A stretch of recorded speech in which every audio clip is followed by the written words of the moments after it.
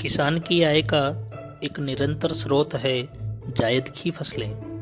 रबी का सीजन समाप्ति की ओर है। ऐसे में अब किसान भाई खेत का उचित प्रबंधन कर जायद की फसल से उत्पादन प्राप्त कर अपनी आय को निरंतर बनाए रख सकते हैं। तो आइए जानते हैं क्या है जायद की फसलें। जायद की फसलें मूल रूप से गर्मियों की फसलें हैं।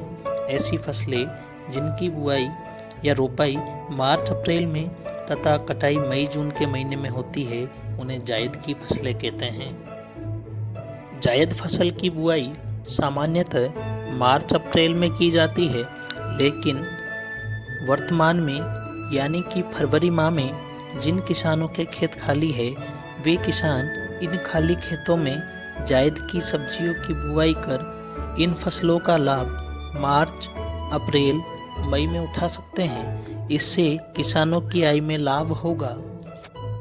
इन फसलों को मुख्य वृद्धि अवस्था के दौरान शुष्क और गर्म मौसम की आवश्यकता होती है, इसलिए इन फसलों के लिए यह सबसे उपयुक्त समय है।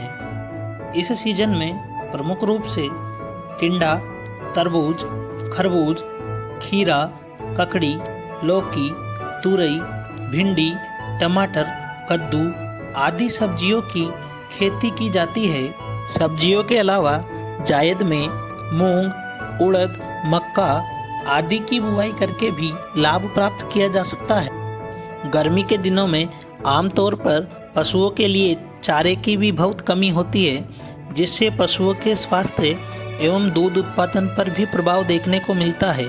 इसके समाधान हेतु इन दिनों हरा चारा अवश्य बोना चाहिए। जायद की फसलों में तेज गर्मी और शुष्क हवाएं सहन करने की अच्छी क्षमता होती है। जायद की फसलें मूल रूप से गर्मियों की फसलें हैं जो मानसून पर निर्भर नहीं होती। मुख्यतः ये कम अवधि वाली फसलें होती है।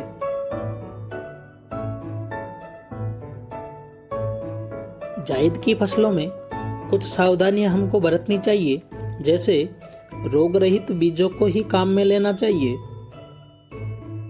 फसलों की रोपाई हमेशा पंक्ति में ही करनी चाहिए।